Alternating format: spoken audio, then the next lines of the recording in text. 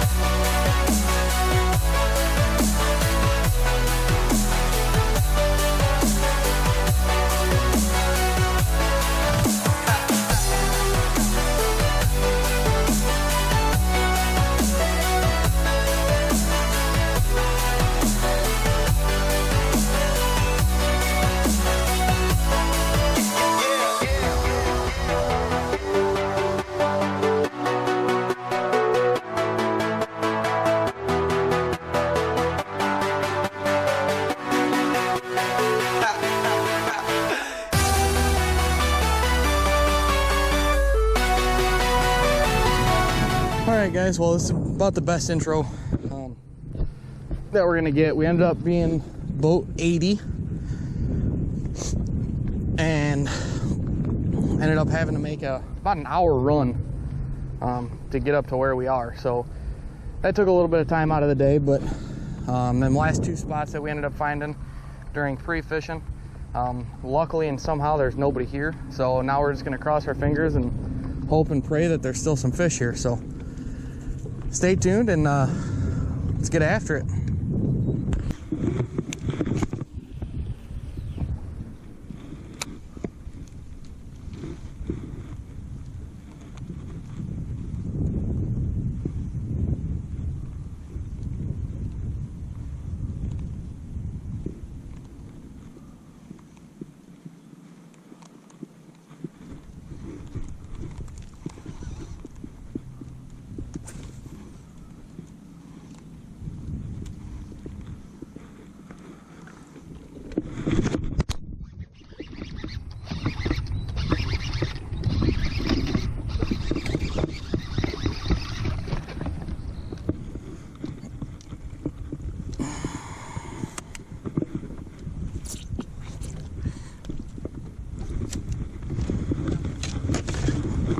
Of course, we don't have the levels filled either. 14. Yeah, but you should be below the vegetation line.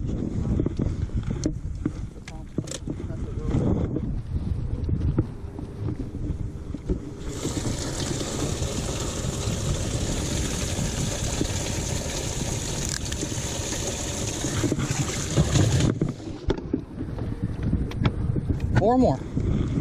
And we're losing time.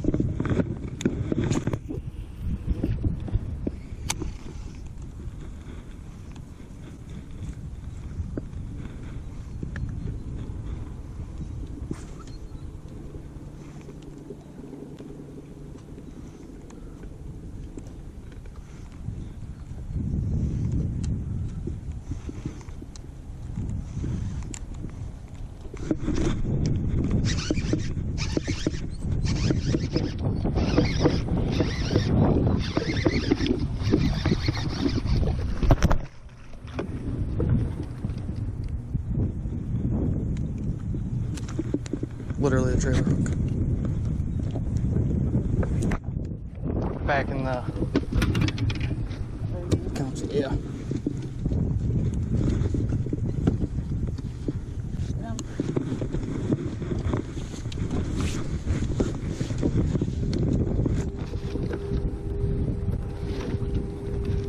It seems to me like there's more buried up in here. Right.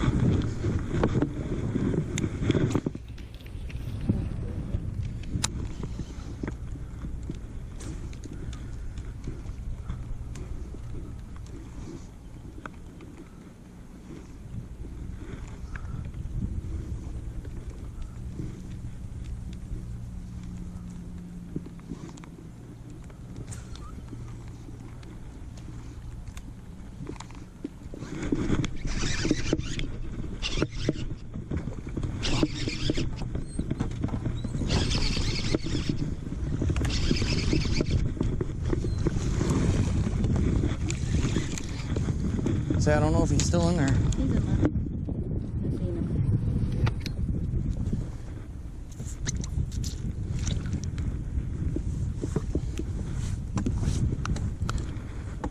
Are you gonna switch to a regular frog yet? The thing is, I was getting him the bills too. Oh, true. I just didn't have the trailer hook. Right. So I wanted to buy it with the trailer hook. I mean, hell, I had 2 really good bills.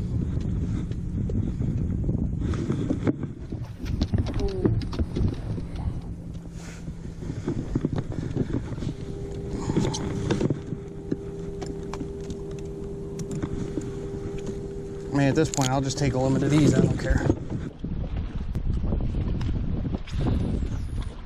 Like, as soon as it hit the water, I got hammered. Hang on.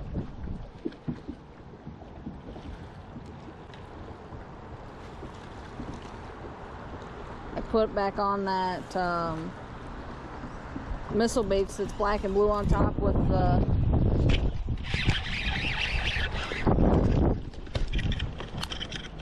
I didn't think he still had it. Black and blue on the top and green on the bottom. All right, buddy. Bobber's top up? No, he put it up, but it wasn't up. Just don't cast. Like, hang on, because I don't think that was the same fish. Don't cast right on the bank because you get too much grass. Cast like a foot off.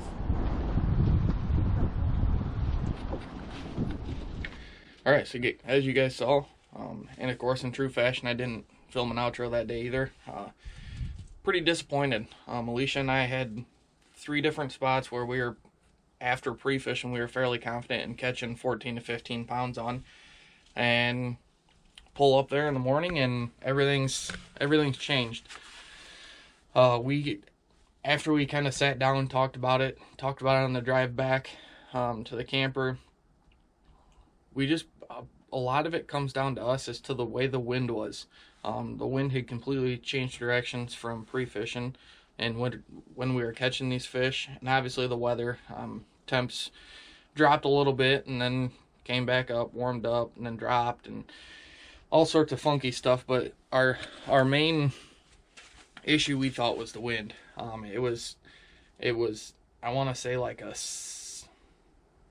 west wind during pre-fishing, southwest wind during pre-fishing, and then switched over to a northwest wind come tournament time, and it was just the way it was blowing across the spots that we were fishing.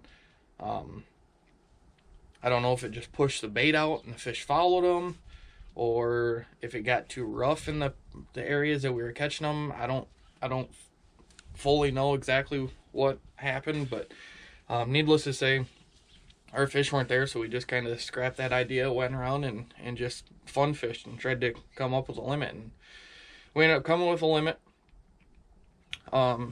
If it weren't our first time fishing this tournament, we probably wouldn't even have weighed the fish, just because we only had like 10 pounds, I think it was. And we knew it wasn't anything that was going to do any good in the tournament. I believe 18 or 20 pounds won it. I can't remember, guys. It's been a while ago. But big weights were weighed in. I know 16 pounds was somewhere mid-pack, in like top 15, somewhere in there. I shouldn't say mid-pack, but up around like 15th.